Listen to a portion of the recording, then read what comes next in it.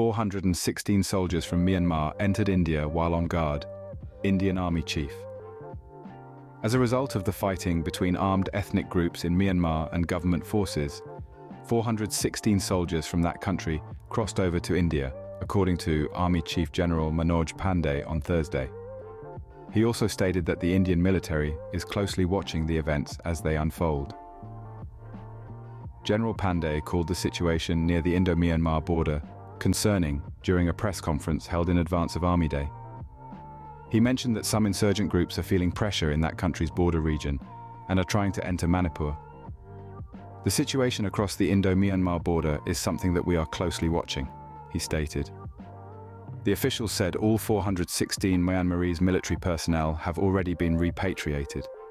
The anti-junta groups have reportedly taken control of several key towns, military bases near Myanmar's border with India, and the volatile situation has forced scores of Myanmarese citizens to take refuge in Mizoram.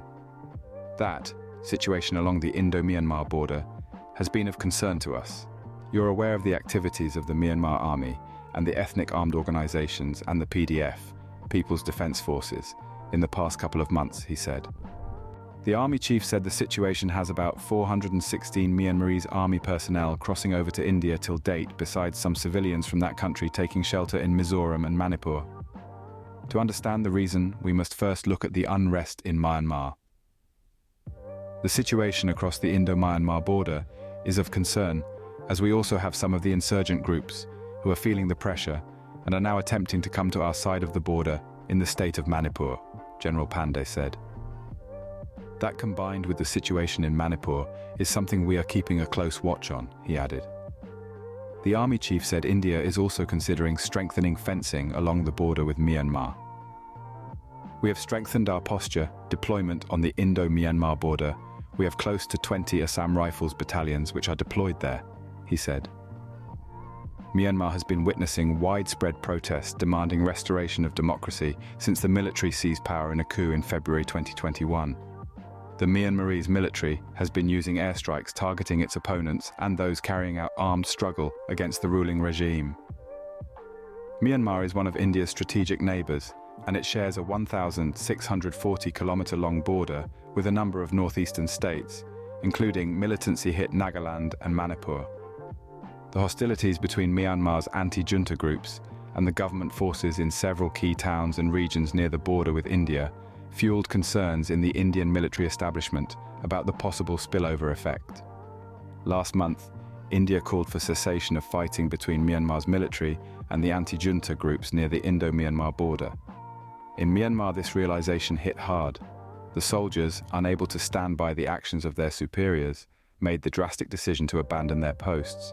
This was not a decision taken lightly. It was a bold and courageous move, fueled by a desire for justice and a better future. It was a stand against oppression and a stand for democracy. But what happens when you abandon your post? Where do you go? What do you do? These are questions that these soldiers had to grapple with, questions that would shape their future and the future of Myanmar. The soldiers, unable to stand by the actions of their superiors, made the drastic decision to abandon their posts. Faced with an impossible choice, the soldiers began their exodus. This was no ordinary journey. It was an odyssey that would redefine the lives of 416 soldiers from Myanmar.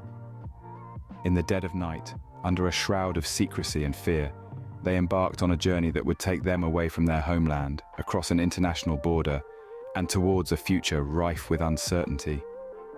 The decision to flee was not taken lightly. These were men who had served their country, who had stood guard at its borders, and who had taken an oath to protect their people. But when the call came to participate in actions against their own people, actions they considered unjust, they made the difficult choice to defy orders and abandon their posts. As they navigated the treacherous terrain, they were driven by a singular purpose: to find safety, to find sanctuary. The journey was fraught with challenges. The mountains were steep, the forests dense, and the rivers swift. The physical toll was immense, but the emotional toll was even greater. The soldiers were leaving behind families, friends, a familiar way of life. They were stepping into a world unknown, carrying with them the burden of their decision, the weight of their sacrifice. Yet, they pressed on, Each step took them further away from the oppressive regime they had once served, and closer to their destination. And then, finally, they crossed the border into India. This was not a triumph, but a necessity. It was not a choice they wished to make, but one they were compelled to. With each step into India, they left behind their former lives and stepped into uncertainty. The journey was far from over, the challenges were far from over, but they had made it. They had defied the odds, they had defied their orders, and they had defied an oppressive regime. They were no longer soldiers of Myanmar, they were now exiles in a foreign land, seeking refuge and hoping for a better tomorrow.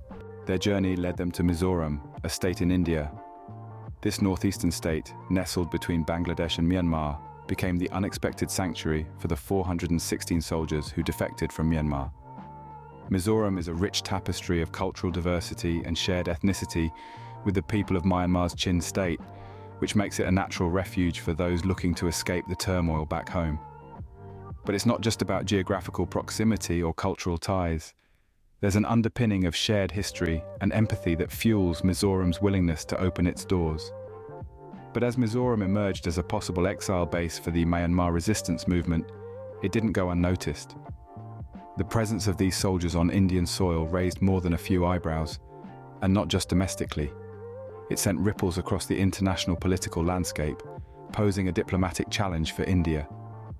India, a country that has always prided itself on its democratic values, found itself walking on a diplomatic tightrope.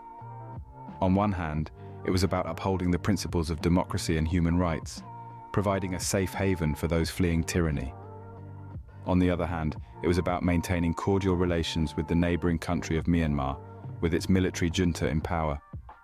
The Indian government was caught in a conundrum. It had to balance its international obligations and its national security interests, all while navigating the delicate waters of regional politics. This situation was further complicated by the involvement of other international players who were closely watching India's response. The Chief Minister of Mizoram found himself in the eye of this political storm. He even had a meeting with the Myanmar Resistance's foreign minister, signaling a willingness to engage with the resistance movement. This meeting, though shrouded in secrecy, was a clear indication of the evolving dynamics of this situation. Meanwhile, the ex-soldiers continued to live in the shadows, their status uncertain, their future unclear. They were far from their homeland, yet they carried with them the hopes and dreams of a free Myanmar. They found refuge in Mizoram, but they were still in exile, still in a state of limbo. Even as they sought refuge, the soldiers' journey was far from over. As the soldiers settled into their new lives, they faced yet another crossroads. The path they had previously walked, one of obedience and duty, was now replaced with uncertainty and hope. The former soldiers, once the guardians of their nation, were now considering a new path, seeking asylum in the United States. This was not a decision made lightly, but out of necessity and the desire for a chance at a life free from the fear of persecution. Meanwhile, political chess pieces were being moved on the board. Mizoram's chief minister was in active dialogue with the Myanmar Resistance's foreign minister. These meetings, held in the shadows of the ongoing turmoil, were a testament to the complex and delicate nature of the situation. The goal was clear: to find a resolution that would respect the rights and lives of the defected soldiers, while navigating the diplomatic challenge this presented. But these meetings were more than just political maneuverings. They were an affirmation of the soldiers' fight for justice, a testament to their courage, and a reflection of the global community's concern for their plight.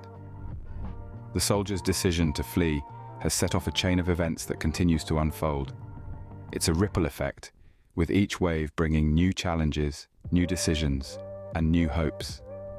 As the world watches, we must remember that at the heart of this are individuals making the most difficult decisions of their lives, in search of a better tomorrow. The story of the 416 soldiers who fled Myanmar is a sobering reminder of the power of conviction. These men, once defenders of their homeland, chose to abandon their posts and their lives to resist an oppressive regime. Their journey to Mizoram, the transformation of this Indian state into an exile base, and the subsequent diplomatic challenges for India, all underscore the far-reaching implications of their decision. Their actions, driven by principles and a desire for justice, echo in the corridors of power and in the hearts of the oppressed. In the face of adversity, these soldiers chose to stand by their principles, even if it meant leaving everything behind.